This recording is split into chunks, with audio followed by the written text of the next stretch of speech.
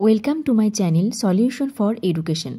আজকের ভিডিওতে থাকবে ঘনরাম চক্রবর্তীর ধর্মমঙ্গল কাব্যের 24টি পালার সম্পূর্ণ কাহিনী অতি সংক্ষিপ্ত আকারে আলোচনা। যারা নতুন আমার চ্যানেলে, তারা চ্যানেলটি সাবস্ক্রাইব করে পাশে থাকা বেল আইকনটি প্রেস করে দিও। ভিডিওগুলো কেমন লাগছে অবশ্যই তোমাদের মতামত আমাকে কমেন্টে জানিও। তাহলে শুরু করছি প্রথম সর্গ স্থাপন পালা। এই পালায় আছে প্রথমে গণেশ বন্দনা, ধর্মের বন্দনা, সরস্বতীর বন্দনা, লক্ষ্মীর বন্দনা, যোগাধ্যার বন্দনা। বন্দনা শেষ হতে শুরু হয়েছে সৃষ্টি আখ্যান। নিরাকার ব্রহ্ম সৃষ্টির প্রয়োজনে দেহরূপ নিলেন। নিঃশ্বাস থেকে বাহন রূপে সৃষ্টি করলেন উলুককে। পিপাসার্ত উলুকের পিপাসা নিবৃত্ত করতে সৃষ্টি করলেন জল। সৃষ্টি হল প্রকৃতির। জন্ম নিলেন ব্রহ্মা, বিষ্ণু, মহেশ্বর। পরম ব্রহ্ম লুকিয়ে পড়লে ব্রহ্মা, বিষ্ণু, মহেশ্বর তাকে পাবার সাধনায় বসলেন। 3 দেবতার পরীক্ষা নিতে ব্রহ্ম দুর্গন্ধে ভরা মৃতদেহের ছদ্মবেশ নিলেন। এরপর ব্রহ্মা, বিষ্ণু তাকে চিনতে না পারলেও মহেশ্বর তাকে চিনে ফেললেন। এরপর মহেশ্বরকেই তিনি সৃষ্টির দায়িত্ব দিলেন। এরপর ব্রহ্মা স্বর্গ, মর্ত্য, পাতাল, দিন, রাত্রি, পাহাড়, পর্বত ইত্যাদি জন্ম দিলেন।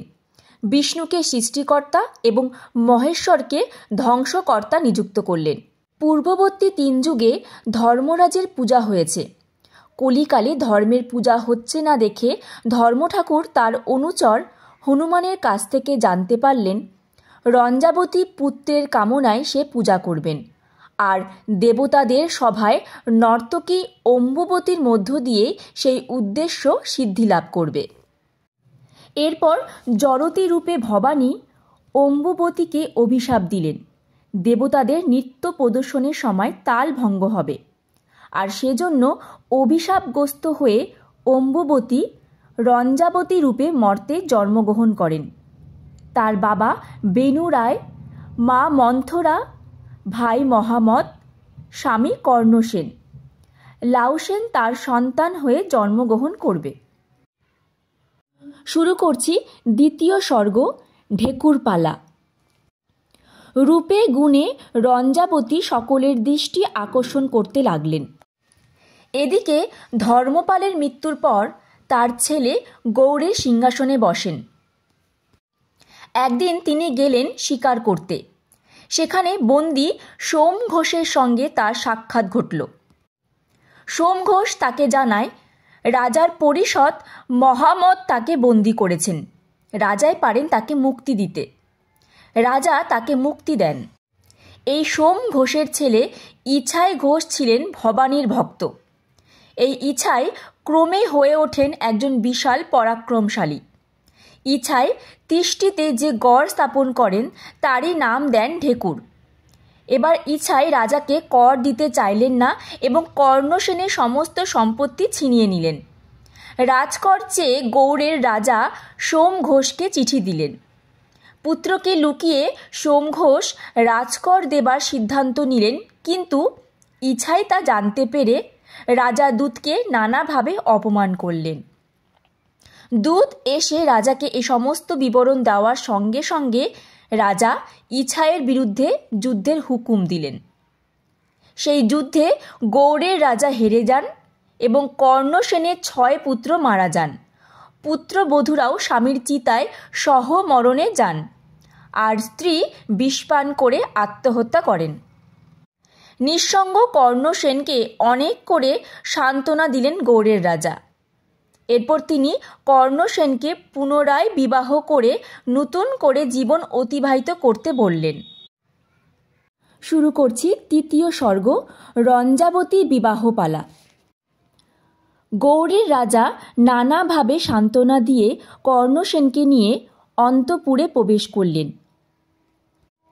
সেখানে তিনি ভুবনমোহন রূপ পরম সুন্দরী রঞ্জাবতীর সঙ্গে পরিচয় করালেন। রঞ্জাবতীর সঙ্গে তিনি কর্ণসেনের বিবাহ দিতে চাইলেন। রানী রাজাকে এই বিবাহে মহামত বড় বাধা হয়ে দাঁড়াবে জানালে কৌশলে রাজা তাকে কামরূপে পাঠিয়ে দিলেন।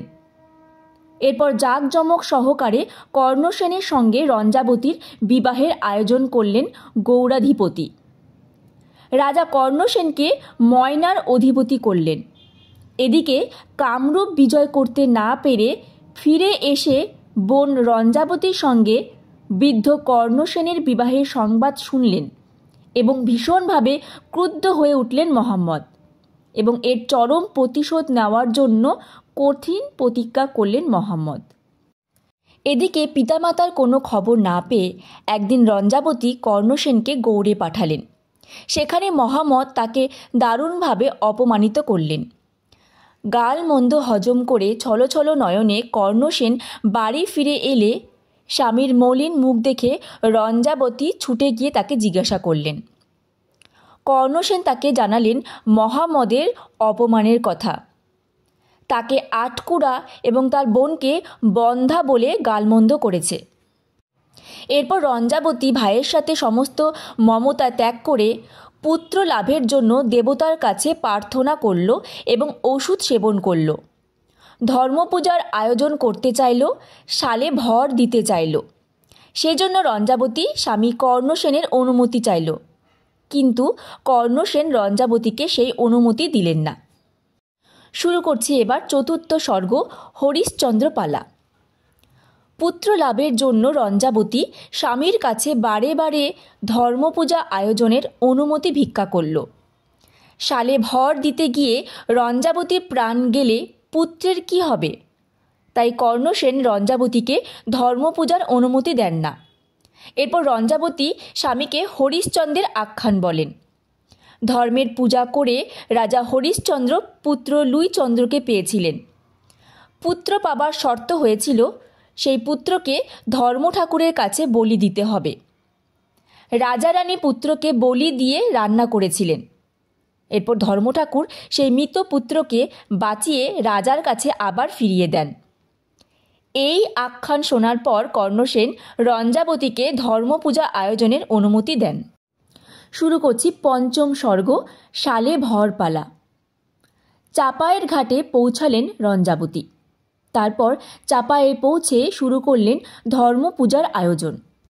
ধর্ম ঠাকুরের পূজা দিয়েও মনস্কামনা পূর্ণ হল না রঞ্জাবতীর। তাই আরও কঠোর সাধনায় নিয়োজিত হয়েও বর লাভ না করতে পেরে সালে ভর দিলেন। সালে ভর দিয়ে রঞ্জাবতী মৃত্যুবরণ করলে ধর্ম ঠাকুর সন্তুষ্ট হয়ে তার জীবন দান করলেন। তারপর তাকে পুত্র সন্তান লাভের আশীর্বাদ দিলেন। এবার ষষ্ঠ সর্গ, লাউ সেনের জন্মপালা। ধর্ম ঠাকুরের কৃপায় গর্ভবতী হল রানী বরদিয়া সালে। নির্দিষ্ট দিনে পুত্র সন্তান প্রসব করলেন রঞ্জাবতী। ধর্ম ঠাকুরের ইচ্ছা মতোই নাম রাখা হল লাউ সেন। চারপাশে দ্রুত লাউ সেনের জন্ম হবার কথা রটে গেল। মহম্মদ এই সংবাদ জেনে ঈর্ষান্বিত হলেন। একদিন লাউ সেনকে চুরি করে হত্যা করতে মহম্মদ পাঠালেন কোটালকে। কোটাল লাউ সেনকে চুরি করে নিয়ে এলে ধর্ম ঠাকুর হনুমানকে দিয়ে লাউ সেনকে উদ্ধার করালেন। এদিকে কোটাল মহম্মদকে জানিয়ে দেয় লাউ সেনকে তারা হত্যা করেছে। লাউ সেনকে দেখতে না পেয়ে রঞ্জাবতীর মাতৃ হৃদয়ে হাহাকার উঠলে ধর্ম ঠাকুর হনুমানকে রঞ্জার কাছে তার সন্তানকে পৌঁছে দিতে বললেন। লাউ সেনের পর ধর্ম ঠাকুর কর্পূরকেও সন্তান করে পাঠিয়েছিলেন রঞ্জাবতীর কাছে। এরপর হনুমান রঞ্জাবতীকে লাউ সেন এবং কর্পূরকে পৌঁছে দেন। সন্তান পেয়ে রঞ্জাবতীর আনন্দের সীমা থাকে না। তারা বিভিন্ন শাস্ত্র অধ্যয়ন শুরু করে। 2 পুত্র নিয়ে রঞ্জাবতী সুখে ঘর করে। এরপর জন্ম নিল বিমলা, অমলা, কলিঙ্গা, কানারা নামে 4 দেবকন্যা। এবার শুরু করছি সপ্তম স্বর্গ, আখড়া পালা। লাউ সেন ও কর্পূর শাস্ত্র অধ্যয়ন ও নানান যুদ্ধবিদ্যা শিখে চলল। তাদের প্রতিবার বিকাশ দেখে তাদের মা বাবার আনন্দে সীমা থাকে না। হনুমানের কাছে মল্লবিদ্যা শিক্ষায় 2 ভাই দক্ষতা অর্জন করল খুবই শীঘ্রই। একদিন আশ্বিন মাসে দুর্গা পূজায় দেবী ভবানী মর্তে এসে দেখলেন ময়না বাদ দিয়ে সর্বত্র তার পূজা হচ্ছে। ময়নায় পূজা না হওয়ার কারণ দাসী পদ্মার কাছে জানতে চাইলে পদ্মা জানান সেখানে ধর্মপূজা হওয়ার জন্য দুর্গাপূজা হচ্ছে না। দেবী জানালেন ধর্মের আরাধনা করে রঞ্জাবতী লাউসেনকে পেয়েছেন, তাই সেখানে ধর্মপূজা ছাড়া অন্য পূজা হয় না। পদ্মার কাছে এ খবর শুনে পার্বতীর খেদ হয়। এরপর তিনি বেশ্যারূপে লাউসেনকে নানাভাবে ছলনা জালে বন্দি করতে চাইলেন, কিন্তু সংযম শক্তির পরিচয় দিয়ে দেবীর সব রকম ছলনাকে জয় করতে সক্ষম হলেন লাউসেন। এরপর দেবী সন্তুষ্ট হয়ে লাউসেনকে বর দিতে চাইলে লাউসেন দেবীর অরিজয়ী অক্ষয় হাতের ওই অসি চাইলেন। দেবী তাকে সেই অসি দিয়ে বললেন, এই অসির এমন অসীম গুণ আছে যার ফলে কোনো শঙ্কা আসলে কোনো সবল শত্রু ধারে কাছে আসবে না। জনক জননী লাউসেনের মুখ থেকে সব শুনে ভীষণ আনন্দিত হলেন এবং ময়নানগরে আনন্দের সীমা পরিসীমা আর রইল না। শুরু করছি অষ্টম সর্গ, ফলা নির্মাণপালা। পিতার কাছে দেবীর দেওয়া অসির যোগ্য ফলা চেয়েছিলেন লাউসেন। রাজভাণ্ডারের ফলা পছন্দ না হওয়ায় কর্মকারে ডাক পড়ল। কর্মকার এলো বটে, কিন্তু সে ফলা নির্মাণ করতে পারল না। এরপর হনুমান দেববৃক্ষ নিয়ে এসে হাজির করলেন এবং বিশ্বকর্মা অসির উপযুক্ত ফলা বানিয়ে দিলেন। ফলা তৈরি হবার পর লাউসেন কর্পূরের সঙ্গে গৌড়ে যাওয়ার স্থির করে মা রঞ্জাবতীর কাছে অনুমতি নিতে গেলেন, কিন্তু রঞ্জাবতী গৌড়ে যাবার অনুমতি দিতে চাইলেন না। লাউসেন যাতে গৌড়ে যেতে না পারেন সেজন্য মল্লবিদ সারঙ্গধলকে ডেকে বললেন মল্ল শিক্ষায় অছিলায় লাউসেনকে আহত করতে। প্রথমে সারঙ্গদল ও তার অনুচরদের কাছে হার মানেন লাউসেন, কিন্তু পরের বার হনুমানের আশীর্বাদে জয়ী হয়ে পুনরায় গৌড় যাত্রার পরিকল্পনা করেন। শুরু করছি নবম সর্গ, গৌড় যাত্রাপালা। লুপ্ত বেশে গুপ্তগণে লাউসেন ও কর্পূর গৌড় যাত্রা করলেন। এরপর বিক্রমপুর, পদ্মমা, কালীঘাট, দ্বারিকেশ্বর, মগলমারি, অমিলা, বরাকপুরের খাল অতিক্রম করে মঙ্গলকোটে এসে হরিদাস তাম্বুলির গৃহে তারা আশ্রয় নেন। অভিশাপগ্রস্ত দেবতা ইন্দ্রের নর্তক শ্রীধরের মর্তভূমিতে কামদল বাঘরূপে এসে জনগণকে নির্মম ও নিষ্ঠুরভাবে অত্যাচার চালিয়ে যাচ্ছে। পার্বতী কৃপায় দুর্দান্ত কামদল বাঘকে রাজারও কিছু করার নেই। এহেন অবস্থায় কামদলকে হত্যা করার দায়িত্ব নিলেন লাউসেন। শুরু করছি দশম সর্গ, কামদল বধপালা। কামদল বাঘকে ভয় খাওয়ার জন্য লাউসেন কর্পূরকে এক গোপন আস্থানায় লুকিয়ে রেখে দিয়ে একা বাঘের সন্ধানে চারপাশ ঘুরে বেড়ালো। নগরে এসে বাঘটাকে লাউসেন ঘুমন্ত অবস্থায় দেখতে পেল। এরপর লাউসেন তার সঙ্গে সামনাসামনি যুদ্ধ করে শক্তি পরীক্ষা দিতে গেল। এদিকে কামদল পার্বতীর ভক্ত হওয়ায় মরার পরেও পুনরায় জীবন লাভ করে লাউসেনকে পরাজিত করে, কিন্তু লাউসেন ধর্ম ঠাকুরের আশীর্বাদ বরপুত্র হওয়ার জন্য শেষ পর্যন্ত কামদল বাঘকে হার মানাতে পারে এবং হত্যা করে। এরপর পিপাসার্ত লাউসেন জলপান করতে গিয়ে একটি কুমিরকে দেখেন এবং তাকেও হত্যা করেন। শুরু করছি একাদশ সর্গ, জামতিপালা। যুদ্ধ শেষ হবার পর লাউসেন ও কর্পূর জামতি নগরে এসে হাজির হয়। সেখানে এক পুকুরের তীরে তারা বিশ্রাম নেয়।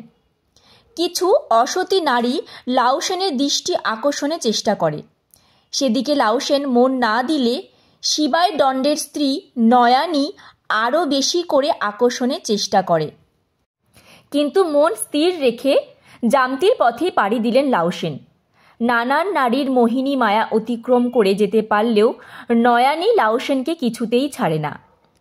কিন্তু কোনো কিছুতেই নয়ানী লাউসেনকে ভোলাতে না পেরে প্রতিশোধ নেবার জন্য নিজের পুত্রকে হত্যা করে হত্যার যাবতীয় দায় চাপায় লাউসেনের ওপর। শেষ পর্যন্ত ধর্মঠাকুর লাউসেনকে যাবতীয় বিপদ থেকে উদ্ধার করেন। শুরু করছি দ্বাদশ সর্গ, গোলাহাট পালা। জামতি থেকে লাউসেন ও কর্পূর গোলাহাটে এসে পৌঁছালেন। প্রথমে তাদের পরিচয় হলো মালিনীর সঙ্গে। এরপর ভাজন বুড়ি সুরীক্ষা তার লাস্য ছলাকলায় ভোলাতে চেষ্টা করল লাউসেনকে। সুরীক্ষার দাসী গুরীক্ষা লাউসেনকে নানাভাবে আকর্ষণ করার চেষ্টা করল, কিন্তু ধর্ম ঠাকুরের কৃপায় সমস্ত ছলনা অবলীলায় জয় করে। তারপর দুই ভাই গোলাঘাট পরিত্যাগ করে। ত্রয়োদশ সর্গ হস্তিবৎ পালা। লাউসেন ও কর্পূর রমতী নগরে এসে পৌঁছালেন। চারপাশ তারা দেখে চললেন। লাউসেন ও কর্পূর লাউদত্ত কর্মকারের অতিথি হয়েছিলেন। লাউসেনের অসিতে মহামদের ছবি দেখেই লাউদত্ত অনুমান করেছিলেন এরা মহামদের ভাগ্নে। মহামদ লাউসেনকে চুরির অপবাদে অভিযুক্ত করতে চান। বাইরের দেশের পুরুষকে আশ্রয় দিলে শাস্তি হবে জেনে লাউদত্ত আর তাদের আশ্রয় দেবার সাহস পাননি। তখন দুই ভাই নিরুপায় হয়ে গাছতলায় আশ্রয় নিলে মহামদ কোটালকে লাউসেনের কাছে একটি হাতি বেঁধে রেখে আসতে বলেন। তারপর কোটালি লাউসেনকে চোর বলে ধরেন। কর্পূর সেখান থেকে পালিয়ে যান। কোটাল লাউসেনের ওপর নির্মম অত্যাচার চালাতে থাকেন এবং চোর অপবাদ দেন। এই অবস্থায় ধর্মঠাকুর লাউসেনকে মুক্ত করতে বললেন হনুমানকে। এরপর হনুমান রাজাকে স্বপ্ন দেখালেন লাউসেনকে মুক্ত করে দিতে।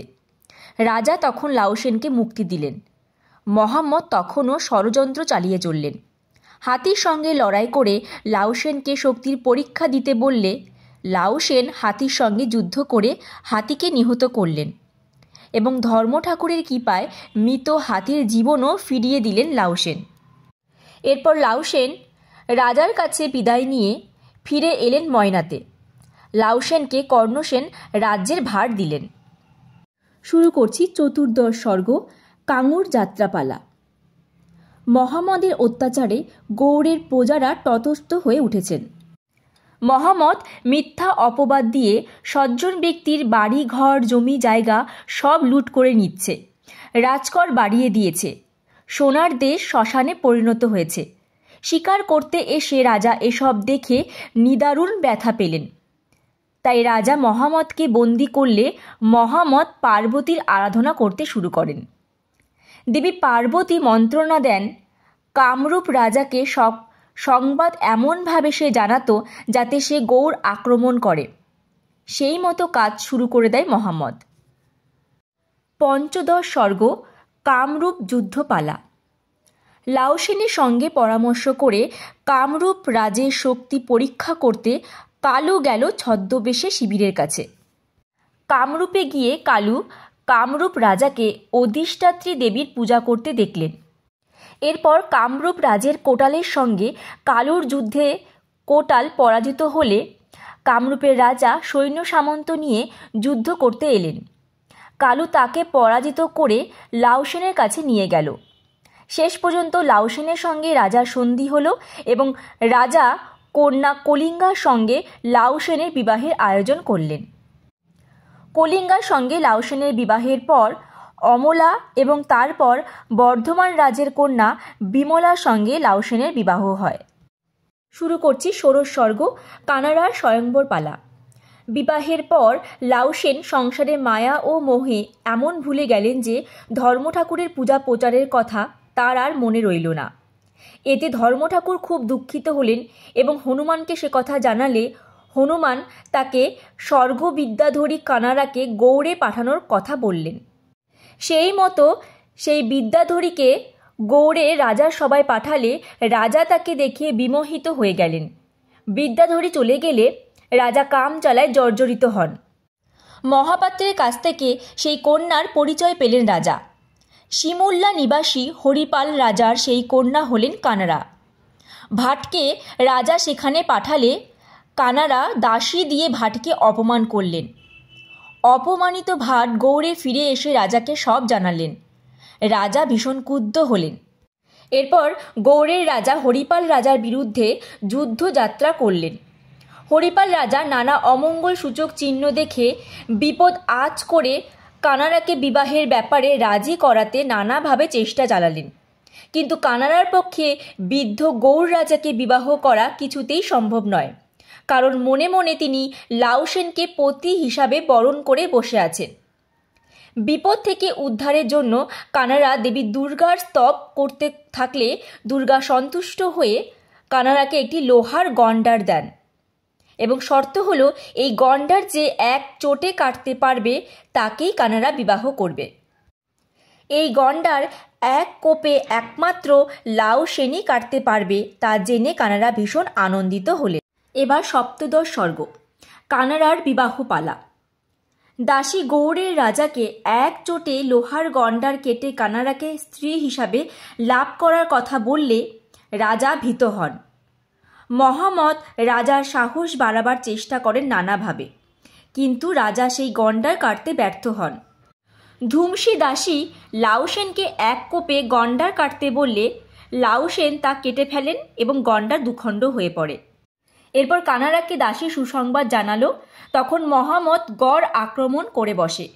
বিপদ থেকে রক্ষা পেতে কানাড়া তখন পুনরায় দেবীর স্তব করলে দেবী তার ডাকিনী যোগিনীদের নিয়ে এসে যুদ্ধ করলেন। সে যুদ্ধে দেবী জয়লাভ করলেন এবং কানাড়ার লাউসেনকে স্বামী হিসাবে পাবার পথে আর কোনো বাধা রইল না। এরপর গৌড় রাজার প্রতিনিধি হয়ে লাউসেন কানাড়াকে বললেন গৌড়ের রাজাকে বিবাহ করতে, কিন্তু কানাড়া তাতে রাজি না হলে লাউসেন তখন কানাড়াকে বলেন কানাড়া যদি তাকে পরাজিত করতে পারে তবে তিনি তাকে বিবাহ করবেন। দেবীর কৃপায় কানাড়া লাউসেনকে পরাজিত করেন এবং কানাড়ার সঙ্গে লাউসেনের বিবাহের আয়োজন শুরু হয়। অষ্টাদশ স্বর্গ, মায়া মুন্ডপালা। মহামত গৌড়ের রাজাকে নানাভাবে কুপরামর্শ দিয়ে চললেন। ঢেকুরগড় দখল করার জন্য ইছাই ঘোষের বিরুদ্ধে যুদ্ধ করতে লাউসেনকে পাঠাবার পরামর্শ দিলেন। তার একমাত্র উদ্দেশ্য ছিল লাউসেনের সর্বনাশ সাধন করা। এদিকে রাজকর্মচারী ইন্দ্রজাল ময়নাগড়ে গিয়ে রাজার পত্র দিল লাউসেনকে। ঢেকুরগড়ে লাউসেনকে ইছাই ঘোষের বিরুদ্ধে যুদ্ধ করতে যেতে হবে শুনে কর্ণসেন ও রঞ্জাবতী ভীত হয়ে পড়লেন। ইছাই এর আগে কর্ণসেনের 6 পুত্রকে মেরেছেন। লাউসেন ভীত না হয়ে গৌড় যাত্রা করলেন এবং সঙ্গে নিলেন কালুডোমকে। গৌড় থেকে চললেন ঢেকুরগড়ের দিকে।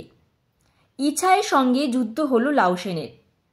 ইছাইয়ের সেনাপতি লোহাটা বর্জরকে যুদ্ধে হত্যা করলেন কালুডোম। লাউসেন যুদ্ধে জয়ী হলে সকলে লাউসেনের নামে জয়ধ্বনি দিল। এদিকে মহামত ষড়যন্ত্র করে লাউসেনের মায়ামুন্ডু ময়নাগড়ে পাঠিয়ে দিলে সে মুন্ড দেখে রঞ্জাবতী কাঁদতে থাকলেন। রানীরা সহমিতা হবার জন্য প্রস্তুত হলেন। এমন সময় ধর্মঠাকুর রানীদের পুত্র লাভের আশীর্বাদ করলেন। এরপর অজয় নদীর তীরে এসে উপস্থিত হন লাউসেন এবং কালুডোম। অজয় নদীকে হেয় জ্ঞান করায় ক্ষুদ্র নদী লাউসেনকে পাতালে বেঁধে রাখলে শেষ পর্যন্ত ধর্মঠাকুরের কৃপায় হনুমান রক্ষা করলেন লাউসেনকে। ধর্মের কৃপায় লাউসেন সব বাধা অতিক্রম করতে সক্ষম হলেন। ঊনবিংশ স্বর্গ, ইছাই বধপালা। অজয় নদী পেরিয়ে এসে ঢেকুর পৌঁছে লাউসেন এবার ইছাই ঘোষকে আক্রমণ করতে শুরু করলেন। লাউসেনের সঙ্গে যুদ্ধ করার আগে ইছাই পার্বতী স্তব করলে পার্বতী সন্তুষ্ট হয়ে তাকে 3টি বাণ উপহার দিলেন। ইছাইয়ের সঙ্গে যুদ্ধ শুরু হলো প্রথমে কালুডোমের। ইছাই ঘোষের সঙ্গে কালুর যুদ্ধে কালু মৃতপ্রায় হলেও শেষ পর্যন্ত ধর্মের কৃপায় পুনরায় বেঁচে উঠলেন এবং কালুর সঙ্গে যুদ্ধের পর লাউসেনের সঙ্গে ইছাইয়ের যুদ্ধ শুরু হয়। লাউসেন ইছাইয়ের মাথা কেটে নিলেও ইছাই বেঁচে থাকেন দেবীর কৃপায়। ইছাইকে ভবানী বর দিয়েছিলেন তার কাটা মাথা মাটিতে পড়ার সঙ্গে সঙ্গে জোড়া লাগবে, তবে সেই কাটা মাথা অন্তরিক্ষ থেকে ধরে হনুমান পাতালে ফেলে দিলে ইছাইয়ের মুক্তি ঘটবে। লাউসেনের সঙ্গে যুদ্ধে হনুমান ইছাইয়ের কাটা মাথা নিয়ে তেমন করলেও দেবী ভবানীর দয়ায় ইছাই বেঁচেও থাকেন। ভবানী প্রতিজ্ঞা করেন লাউসেনকে তিনি হত্যা করবেন। সেজন্য স্বর্গের দেবতারা লাউসেনের মায়ামূর্তি বধ করিয়ে ভবানী সেই প্রতিজ্ঞা রক্ষা করেন। লাউসেনের মায়ামূর্তি বধ করে দেবী ফিরে গেলে লাউসেন ইছাই ঘোষকে হত্যা করেন। ধর্মের চরণে ইছাই সেই মাথা দিয়ে ইছাইয়ের মুক্তি ঘটালেন লাউসেন। এরপর লাউসেন ফিরে এলে সকলে আনন্দিত হন। এরপর লাউসেনের পুত্র চিত্রসেনের জন্ম হয়। 20 সর্গ বাদলপালা। লাউসেন ধর্মপূজা করে সব কিছু জয় করে ফেলায় ঈর্ষান্বিত মহামত বিপদ থেকে উদ্ধারের জন্য গৌড়ের রাজাকে ধর্মপুজো করতে বললেন। ধর্মরাজ ইন্দ্রের সাহায্য নিয়ে গৌড়ে প্রচণ্ড ঝড় বৃষ্টির আয়োজন করলেন। গৌড়ে প্রলয় সৃষ্টি হলে মহামত অন্য চক্রান্ত শুরু করলেন। লাউসেনের ওপর হুকুম হলো পশ্চিমে সূর্যোদয় দেখাতে হবে। লাউসেন তাতে সম্মতি না দেওয়ায় তাকে বন্দী করা হলো। শেষ পর্যন্ত তার পিতামাতা কর্ণসেন ও রঞ্জাবতী পশ্চিমে সূর্যোদয়ের প্রতিশ্রুতি দিলে লাউসেনকে মুক্তি দেওয়া হয়। এরপর মুক্ত হয়ে লাউসেন পশ্চিমে উদয়ের জন্য হাকন্দে ধর্মপূজা করতে চললেন। 21 সর্গ পশ্চিম উদয় আরম্ভপালা। হাকন্দে গিয়ে লাউসেন বন কেটে গাজনের উপযুক্ত স্থান তৈরি করলেন। ধর্মঠাকুরের পূজা করতে লাগলেন শ্যামলা সুন্দরী। এদিকে লাউসেনের অনুপস্থিতিতে ময়না লুট করার জন্য সৈন্য নিয়ে ময়নার উদ্দেশ্যে চললেন মহামদ। 23 সর্গ জাগরণ পালা। বিপদ থেকে ময়নাকে রক্ষা করার জন্য ধর্মঠাকুর হনুমানকে আদেশ দিলেন। কালুরমকে স্বপ্ন দিয়ে হনুমান কালু ও লখাইকে ময়না রক্ষার ভার ন্যস্ত করলেন। পার্বতী পূজায় নিয়োজিত থাকেন কালুডোম। কিন্তু মদ খেয়ে বীর কালু পরম খোশাল ছিলেন। পার্বতী কালুকে অভিশাপ দিলেন। লখাই দেবীকে সাধনায় তৃপ্ত করে যুদ্ধে মহামদকে পরাজিত করেন। যুদ্ধে কালুর পুত্র শাকা মারা যান। মহামদের সঙ্গে যুদ্ধ করে হেরে গিয়ে আত্মহত্যা করেন কলিঙ্গা। পার্বতীকে পুজো করে তৃপ্ত করেন কানারা এবং মহামদকে পরাজিত করেন। এরপর কানারা দেবীর কাছে কলিঙ্গার প্রাণ ফিরে পাবার আকুতি করেন। এরপর কানারা দেবীকে বলেন সতীন হলেও কলিঙ্গা তাকে ছোট বোনের মতো পালন করে। পার্বতী সন্তুষ্ট হয়ে বললেন লাউসেন ফিরে আসার পর সব দুঃখ বিদূরিত হবে। 23 সর্গ পশ্চিম উদয়পালা। ময়নাগড়ের বেদনার কথা শুনে লাউসেন ভীষণ দুঃখিত হলেন। শ্যামলা শোক করতে তাকে নিষেধ করেন এবং নানাভাবে তাকে সান্ত্বনা দেবার চেষ্টা করেন। এরপর লাউসেন সাধনায় মনোনিবেশ করলে শ্যামলা সাধনা সম্পর্কে অনেক তত্ত্বজ্ঞান দিলেন তাকে। এরপর লাউসেন কঠিন সাধনায় নিয়োজিত হলে ধর্মের আসন টলে যায়। শেষ পর্যন্ত লাউসেনের কাছে ধর্মঠাকুর এসে হাজির হন। ধর্মঠাকুর বর দিতে চাইলে লাউসেন সূর্যের পশ্চিম দিকে উদয় বর চাইলেন। এরপরেই সূর্য পশ্চিমে উদয় হয়েছিল। 24 সর্গ স্বর্গারোহণ পালা। রঞ্জাবতী ও কর্ণসেনের পুত্র লাউসেনকে ফিরে পেয়ে আনন্দিত হলেন। মহামদ পশ্চিমে সূর্যোদয়ের ঘটনাকে অবিশ্বাস করলে লাউসেন সাক্ষী হরিহর বায়েনকে হাজির করেন। কিন্তু হরিহরকে বশীভূত করে ফেলেন মহামদ। কিন্তু হরিহরের স্ত্রী স্বামীর মিথ্যা সাক্ষ্য দেওয়ার কথা জানিয়ে দেয়। হরিহরের স্ত্রী স্বামীকে সত্য কথা বলার জন্য নানাভাবে অনুরোধ করেন। রাজসভায় হরিহরকে ডাকা হলে ধর্মরাজের কৃপায় হরিহর সত্য কথাগুলোই বলে ফেলে। এতে ক্ষুণ্ণ হয়ে মহামদ হরিহরের ওপর নির্যাতন করলে হনুমানের কৃপায় মুক্তি লাভ ঘটে হরিহরের এবং তার স্বর্গ লাভ ঘটে। স্বর্গ লাভের জন্য মহামদ পুত্রদের সব শুলে চড়ান। রঞ্জাবতীর কথায় বংশ রক্ষার জন্য লাউসেন মহামদের কনিষ্ঠ পুত্রের জীবন দান করেন। পাপের শাস্তি হিসাবে মহামদ কুষ্ঠ রোগাক্রান্ত হন। এরপর লাউসেন ময়নায় ফিরে গেলে সেখানকার মৃত মানুষেরা জীবন ফিরে পায় এবং লাউসেন স্বর্গে গমন করেন। 24টি পালায় সম্পূর্ণ কাহিনী এখানেই শেষ হলো। কেমন লাগলো আজকের ভিডিও অবশ্যই আমাকে কমেন্টে জানিও। আর কোন কোন বিষয় তোমরা এ ধরনের ভিডিও দেখতে চাও সেটাও আমাকে কমেন্টে জানাতে পারো। দেখা হচ্ছে তোমাদের সাথে পরবর্তী ভিডিওতে। ধন্যবাদ।